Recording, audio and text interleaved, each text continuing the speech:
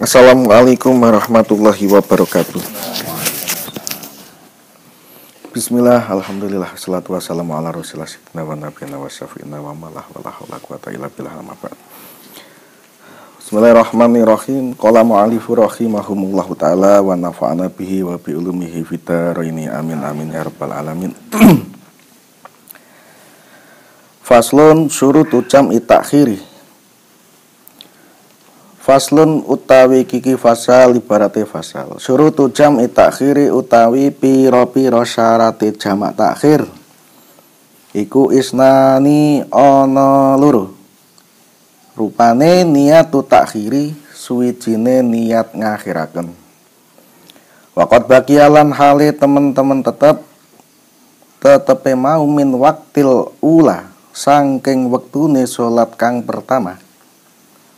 Apa sing tetep apa ma wektu ya sauha kang muat utawa kang ngemot apa ma ing sholatil ula ing wakti sholatil ula wa tamamul udri lan langgenge udur kapan ila tama misa niati tumeka maring sampurnane sholat kang kaping pindho. Fasal ini menerangkan tentang apa jamak takhir. Kalau kemarin kita membahas tentang jamak takdim. Secara garis besar antara faktor diperbolehkannya kita melakukan jamak itu juga sama. Faktor yang pertama yaitu karena adanya safar. Safar atau bepergian atau perjalanan. Dan ada ketentuan-ketentuan yang semacam kemarin, yaitu ada batasan negara atau batasan daerah. Misalkan ibarat di tempat kita sudah memenuhi persyaratan seperti hakim atau KUA, kelasnya KUA, atau ada keamanan kelasnya seperti polisi atau polsek. Oh, berarti kecamatan sudah dinamakan batas balat. Ya, di dalam jamak takdim dan jamak takhir juga sama seperti itu. Ada marhalatain. Ada juga batasan itu harus sudah memenuhi ketika kita pergi, harus setidaknya kita mantap yakin pergi kita itu lebih dari 84 kilo atau kalau disebut marhalatain atau 14 farsah. Itu minimal, batas minimal. Nek maksimalnya ya nggak usah dihitung, tak terhingga. Minimalnya kalau kita sudah pergi jarak 84 kilo itu sudah diperbolehkan. Kalau lebihnya niku nggak masalah, malah justru lebih diperbolehkan. Ada perbedaan ya, di sini ada perbedaan antara jamak takdim dan jamak takhir. Meskipun ada juga persamaan. Apa saja yang memiliki syarat daripada jamak takhir? Yang pertama yaitu niyatu takhir. Kapan? Niyatu takhir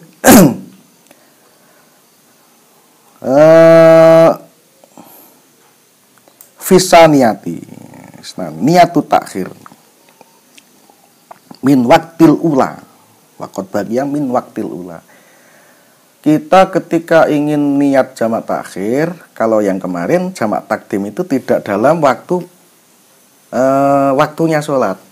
Misalkan mau kita jamak takdim berarti duhur dan asar dilaksanakan pada waktu sholat yang duhur, kan itu jamak takdim.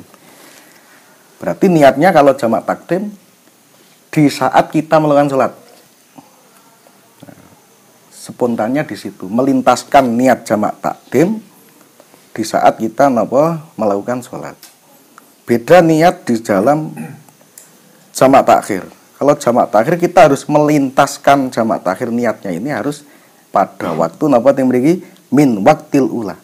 Bukan fiha di dalam sholat, tapi fi wakti, berarti di dalam sepanjang waktu. Misalkan jamak takhir duhur asar, berarti di antara waktu sholat duhur Misalkan katakanlah jam 12 masuk pada waktu sholat duhur sampai akhir jam 3 misalkan. Nah, berarti 3 jam itu harus kita melintaskannya di situ. Beda dengan jamak takdim. Nah, jamak takhir berarti kita melintaskan niat, saya ingin menjamak takhir sholat duhur dan asar.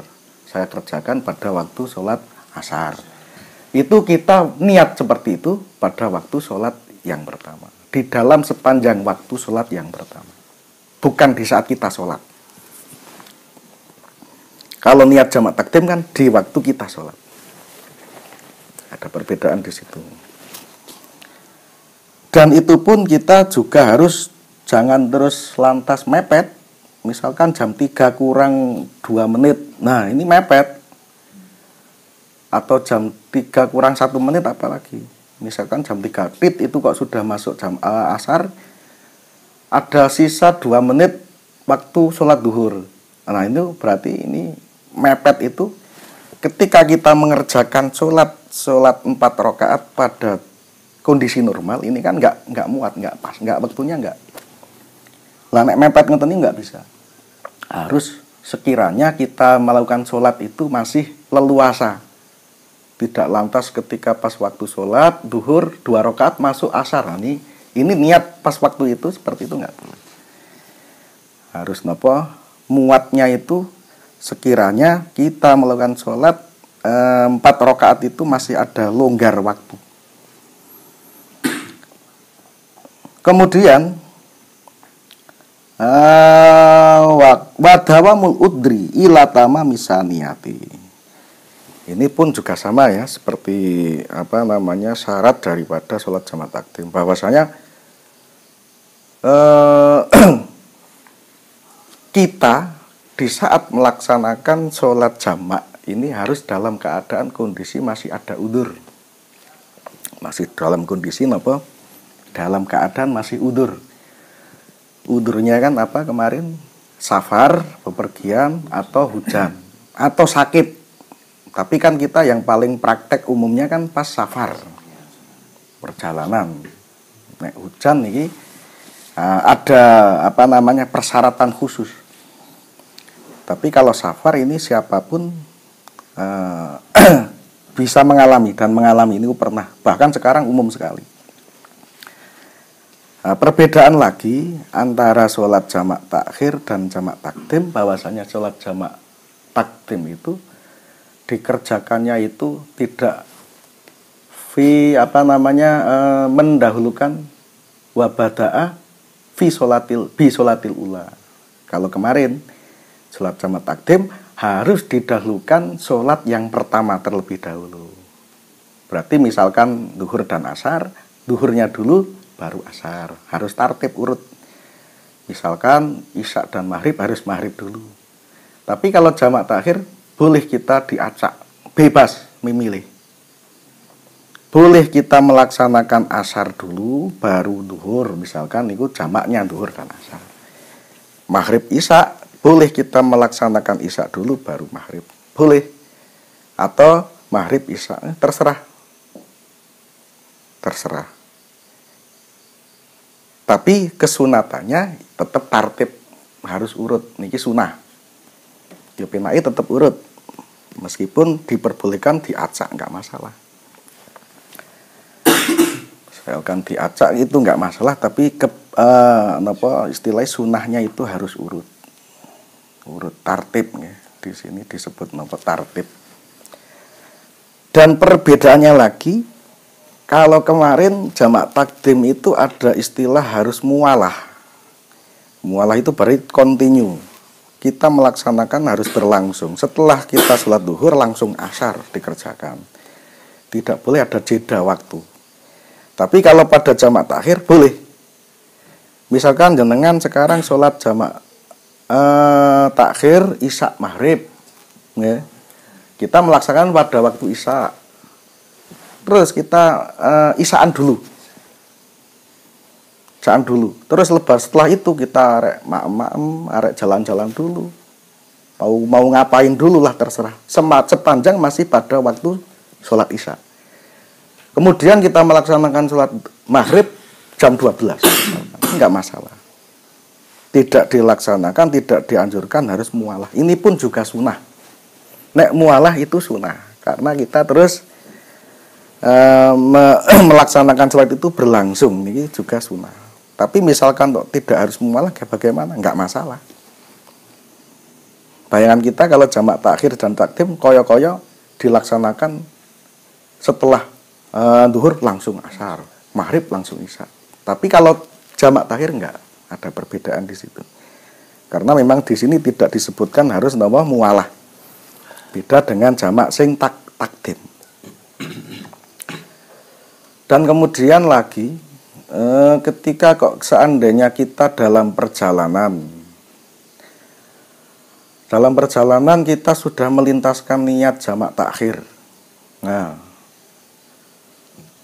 tapi kebetulan waktu isya maghrib misalkan contoh, kita dalam perjalanan naik kendaraan atau bis atau mobil pribadi. Nah di situ kita dalam perjalanan kok kita lupa, tiba-tiba kok terus kemudian sudah mobil kita itu, kendaraan kita sudah masuk pada balat perbatasan daerah kita atau masuk keranggan kalau di sini. Ini kan sudah tidak bisa nopo istilahnya, apalagi sudah masuk di desa kita. Ini sudah tidak boleh untuk menjamak takhir. Tapi di situ sholatnya harus sholat yang sempurna. Misalkan kita mau qashar, ya qasharnya sudah gugur. Misalkan kita niat jamak pada waktu takbiratul ihramnya sudah gugur. Seperti halnya kita sholat yang biasa, niatnya dan praktek sholatnya yang 4 rakaat kalau pas isya.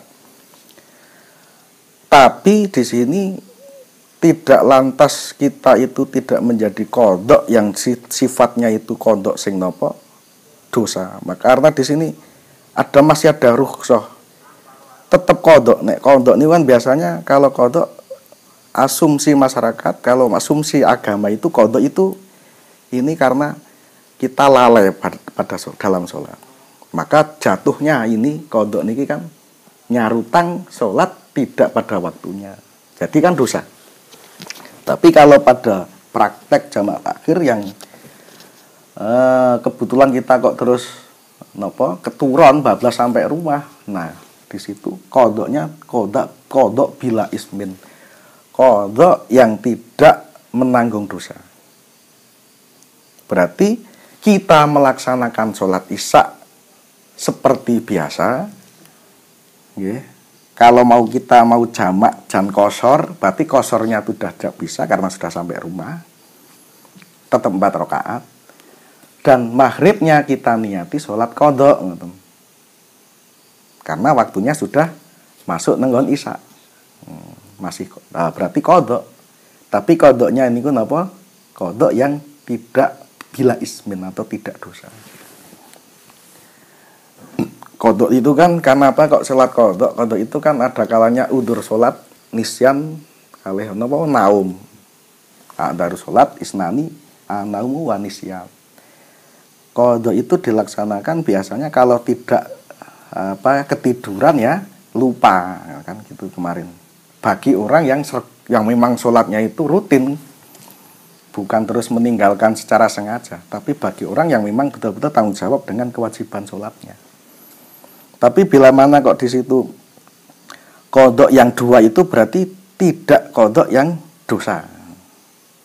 Begitupun sama dengan qadha yang nisyan dan naum, yaitu qadha yang bila mana kita bepergian kok sampai rumah belum sampai jamaknya itu belum dilaksanakan di perjalanan karena udurnya kan masih dalam harusnya dawamul udri, masih dalam keadaan ada udur ketika kita melaksanakan jamak. Tapi kok sudah sampai rumah berarti udurnya sudah hilang. Nah ini berarti sholat jamaknya sudah gugur. Jatuhnya sholatnya berarti nek sing maghrib qadha kan, nek sing duhur dan asar duhurnya qadha. Cuman qadhanya tidak dosa. Kesimpulannya ngeten, biasanya ketika kita dalam perjalanan ngeten mawon.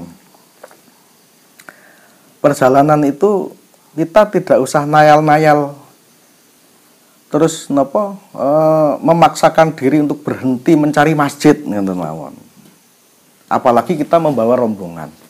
Apalagi kita membawa anak repot jam 3 malam belum melaksanakan sholat jamak isya dan maghrib.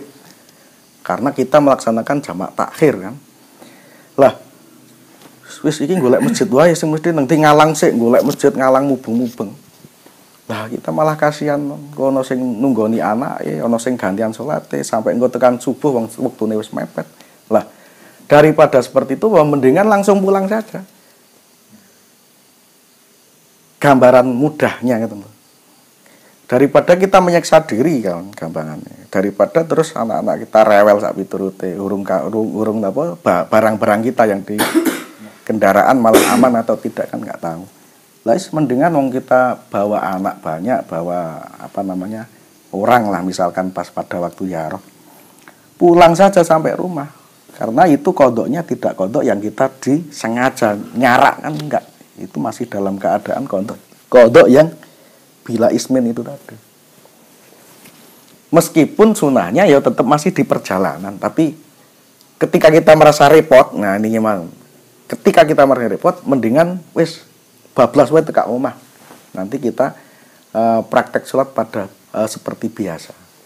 Cuman pada waktu sing sholat yang awal ini waktu maghrib dan duhur diniati napa qadha. Betul nggih? Berarti napa syaratnya harus seperti awal. Syarat-syarat perjalanan safar itu baik di situ mau qashar, baik di situ jamak takhir atau takdim niki sama. Jaraknya harus tidak boleh kurang dari 2 marhalah. 84 kilo. Itu syarat umumnya. Karena itu rukhsahnya di situ. Rukhsah itu Allah menjatuhkan kemurahan atau kemudahan atau keringanan kepada hambanya, yaitu karena ada udzur tadi, yaitu perjalanan jauh. Tapi tidak boleh kurang dari 84 kilo. Kemudian surutul qasri. Faslun, surutul qasri utawi pira-pira syarate qasar iku sab'atun ana 7. Rupane ayakuna sewiji yen ta ana apa safaruhu lungane man. Ana iku marhalataini rong pelakon. Wa ayakuna lan yen ta ana apa safar. Ana iku mubahan den wenangaken. Wal ilmu lan weruh bi jawazil qasri kelawan kawenangane qasar. Wa niyatul qasri lan niat qasar indal ihrami ing dalem nalikane takbiratul ihram. Wa antakuna lan yen ta ana apa as-sholatu salat ana iku rubaiyatan kang bangsa 4 rakaat. Wa dawamu safari lan langgenge lungan. Kapan? Ila tamamiha tumeka maring sampurnane salat. Wa allayak tatiyalan yenta ora oleh manut sapa man. Ora oleh manut bimutimin kelawan wong kang salat sempurna. Fi juz'in ing dalem juse min salatihi sangking salate man. Kemudian sekarang kita membahas tentang qasar. Sebelumnya kita ketahui terlebih dahulu definisi daripada qasar. Qasar itu meringkas, nah, secara bahasa qasar itu meringkas. Nah, carane gampang ini memotong sholat yang tadinya sholatnya 4 rakaat disubsidi dikasih keringanan. Konsesi bahasanya. Ini keringanan dari 4 menjadi 2. Yang harusnya sholat 4 rakaat kita boleh melaksanakan 2 rakaat. Itu namanya qasar. Meringkas sholat yang awalnya 4 jadi 2. Nah itu qasar, beda dengan jamak. Kalau jamak kemarin mengumpulkan 2 waktu sholat dilaksanakan pada satu waktu. Dan itu jamak. Ketika kita kok mengumpulkan tiga-tiganya atau duanya ya, antara jamak dan qasar, boleh tidak? Boleh. Jamak qasar dikumpulkan, dilaksanakan dengan satu niatan prakteknya. Itu boleh nggak? Boleh. Wis di jamak, wis di qasar. Ini boleh banget. Nah, ini keringanan termasuk kemudahan. Nah, termasuk rahmatullah, kewalasannya Allah itu lewat seperti itu. Di sini diterangkan bahwasanya syarat daripada qasar yaitu ada 7. Yang pertama, ayakuna safaruhu marhalataini, seperti kemarin, seperti barusan, bahwasanya syarat-syarat yang pertama itu bepergian kita itu tidak boleh kurang dari 2 marhalah atau 14 farsah atau 48 mil. 48 mil. Berarti nek sak mile berapa nggih? Karena itu 84 kilo. Berarti 1 mil 2 kilo mungkin ya. 1,6 ya. 1,6 kilo. Nggih. 1,6 meter. 1.600 meter. Berarti 14 farsah, 48 mil, 2 marhalah atau 2 pelakon cara bahasa kitab atau 2 force.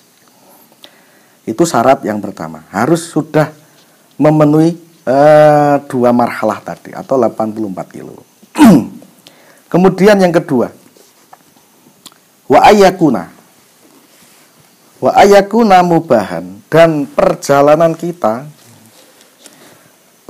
kita itu ketika diperbolehkan qasar itu harus perjalanan dalam rangka sesuatu yang mubah. Mahwa mubah itu sesuatu yang dikerjakan tidak masalah, tidak dikerjakan nggak masalah. Dilaksanakan tidak dosa, ditinggal tidak dosa. Ini berarti no problem, ini mubah namanya. Oh, kalau gitu berarti kalau kita bepergian dalam rangka yang wajib, ayo luwih oleh ngaten. Syarat yang kedua, bepergiannya itu dalam rangka sesuatu yang wajib, ngaten sing pertama. Ini mesti oleh. Kedua, sunnah mesti oleh. Kayak mubah saja boleh. Nah, ini paling minimal itu perginya itu mubah. Tidak boleh dalam rangka pergi sing napa maksiat. Berarti kalau mubah ya perginya napa? Pergi seperti halnya berdagang. Nah, pergi berdagang, apalagi haji wis wajib ya. Haji piknik. Ya mubah, betul mubah. Ya kalau di dalam niatnya awal. Tapi ingat gini. Dalam niat awal mancing nggak masalah. Golek iwak kan iso gawe lawuh bojone. Oleh. Intinya niat awal kita mau pergi itu dalam rangka sesuatu yang baik. Meskipun di tengah berjalan ada kemaksiatan nggak masalah, ngoten maksudnya. Niat awal. Aku arek ya roh nang makam Sunan Kudus, tapi nang dalan kok terus weruh barang-barang sing bening misalkan. Ini nggak masalah. Asal ora mampir ning langsung bablas. Nek njuk terus bening njuk dijak apa sak piture dikenalan aja niki. Pokoknya bablas. Kita itu kalau meninggalkan kemaksiatan ain, kemaksiatan udut, kemaksiatan yang macam-macam sing napa jawarih anggota badan nggak bisa. Meripat mesti weruh sembarang barang kalau di jalan. Telinga ya mendengarkan barang-barang apa mawon. Tapi asal niat awal kita mau pergi dalam rangka sesuatu yang diperbolehkan. Apalagi kok zaroh niku sunah. Nek ngoten berarti kalau niat kok di Semarang itu sudah boleh kita jamak kan. Semarang sudah ada 90, kalau di Google Map itu 95 atau berapa. Itu ya sangat boleh dalam cara niat. Nah, ini niat. Mengkono kok rek ngerampok ya ini beda lagi. Semarang kok ngerampok. Nah, ini sudah niat dari awal. Tapi nek njuk terus sakniki awak dhewe salat niat baik, kemudian di pertengah perjalanan seperti tadi, maksiat apa saja, ini sudah masih berlaku napa wau keringanan rukhsah daripada qasarnya. Kemudian yang selanjutnya wal ilmu bijawazil qasri. Nah, kita harus mengetahui tentang syarat daripada qasar tadi. Syarat daripada qasar itu juga kita sudah harus mengetahui. Misalkan kita mau pergi ke Jogja, ini secara jarak kita harus yakin. Ini sudah ada 84 kilo atau belum ya? Nah, kita tidak boleh berspekulasi. Misalkan kita sampai kita mau pergi ke Muntilan, tak jamaah, tak kosor sih sama. Nah, ini apakah sudah tahu detailnya, jaraknya? Kan belum. Ini namanya berspekulasi. Kita belum tahu kok sudah punya niatan untuk nama kosor. Harus kita mengetahui. Oh, kalau di sana, apalagi sekarang Google Maps sudah ada, jaraknya sudah tertera di HP. Oh, ini sampai sana ada 90 kilo. Oh, berarti saya sudah bisa niat jamak kosor. Nah, itu salah satunya ilmu bijawazil qasri. Ini mengetahui tentang diperbolehkannya kosor. Salah satunya itu. Dan syarat-syarat yang lain. Kalau Semarang jelas ini sudah bisa qasar. Nah, ini namanya jaraknya kita sudah tahu. Wa niyatul qasri indal ihrami, dan niat jamak qasar syarat yang berikutnya, niat qasar itu ketika kita pas waktu takbiratul ihram. Ini juga beda dengan niki, tapi ini bukan niat yang melintaskan ya. Nah, kalau melintaskan kan seperti jamak takhir. Jamak takhir melintaskan niku melintaskan itu kaya dhewe pamit izin mengawak dhewe gek rasa genduren wae izin kok kan. Izin aku ra iso genduren esuk utawa tak kondoni, genduren kondoni ndak ora ono ya. Seperkate ora oleh karo sing di omah. Iya nek diturahi nek ora turahi. Misalkan apa kondangan itu iso kadang utawa tilik bayan ya. Tilik bayan janjian karo kancane aku dijenke tak keri. Nah, ini paling tidak itu sudah ada istiqdan pada yang bersangkutan. Ini namanya melintaskan niat itu semacam itu. Karena Gusti Allah ya mestine luweh ijen riyen. Ya Allah kula badhe salat tapi mboten saged sakniki. Mengke wekdal teng asar saged mboten wis angsal wong enten syariate enten. Nah, niku namanya pesen. Itu namanya melintaskan, itu tidak pada pas waktu takbiratul ihram tapi sepanjang waktu. Pada waktu yang awal niku napa syarat dari jamak takhir. Kalau pada waktu qasar ini niatnya tidak harus kita pas waktu jalan, tapi pas takbirat. Aku tak jamak. Sisan qasar ngoten berarti. Sholli fardhu dhuhri majmu'an bil asri rakaataini qasron lillahi ta'ala. Utawa rakaataini qasron nek cara makmum ya makmum lillahi ta'ala.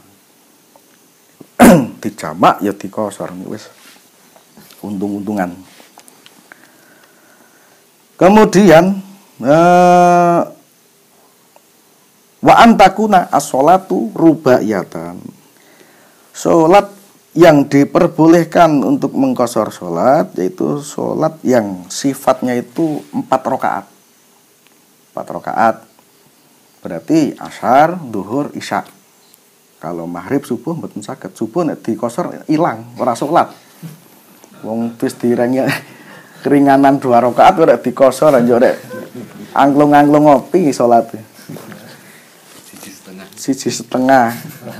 Nek sing maghrib yo sepak 1 tok ini. Yang diboleh dikosor itu salat sing 4 rakaat. Kemudian wadawa musafari ila tamamiha. Nah, ini seperti syarat yang jamak tadi atau jamak takhir sama. Bahwasanya yang boleh dikosor itu ketika kita ngosor keadaan udzur itu masih ada. Ini beda ya nek carane di kalau kosor niku ya apa namanya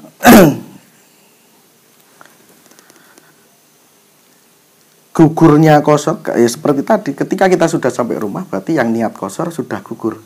Yang tadinya kita menginginkan keringanan sing 4 rakaat tapi kok sudah di rumah ya tetap tadi 4 rakaat lagi. Tapi gugur qasarnya. Intinya kita tidak boleh mengkosor ketika sudah syarat-syarat dari udurnya sudah hilang. Wa allayak tadiya bimutimin. Nah, ini pun juga sama. Syarat daripada kosor, kita tidak boleh kok makmum kepada orang yang sholatnya itu sholat sempurna. Misalkan ada orang sholat duhur 4 rakaat pastinya, itu sholat sing umum. Kita kemudian uncul-uncul makmum keplek. Makmum. Nah, kita selesai, imamnya belum selesai. Wong kono 4 rakaat, kita 2 rakaat. Mosok kita mengikuti tapi yang diikuti malah belum selesai, kan aneh. Oh, berarti kalau qashar itu memang harus sama-sama sholat kepada orang yang sama-sama qashar. Ngoten. Beda lagi dengan orang sing kita makmum masbuk tapi dalam keadaan jamak. Misalkan ana wong kayak sholat duhur, kita jamak, kita tidak tahu kalau dia sholat duhur sing sholat duhur atau sholat asar lah. Dewe teko ngeplak niatit kono sholat duhur, kita sholat asar, kita nggak tahu kan posisinya. Nah ini ketika selesai ini nggak masalah, selama kita kok tidak terus mengetahui posisi dia. Ya rasa kok wae penak teko diteruskan, dilanjutkan. Mereka sholat sunat, kita teko ikut jamak. Ya apa namanya, ya jamak, nggih, jamaah. Kan dia selesai sholat, kita kalau masbuk masih ada kurang, ngelanjutkan saja nggak masalah. Intinya, tapi kalau ada teman yang sama-sama jamak, nah lebih baik kita kumpul bareng jadi satu dengan orang yang sama-sama jamak. Tapi kalau menginginkan mendapatkan keutamaan makmum atau pahala, yaitu kita golek apa? Mencari orang yang sedang sholat, kita ikut. Tapi yang tidak diperbolehkan di sini sing qashar. Qashar kok keliru. Kemudian yang selanjutnya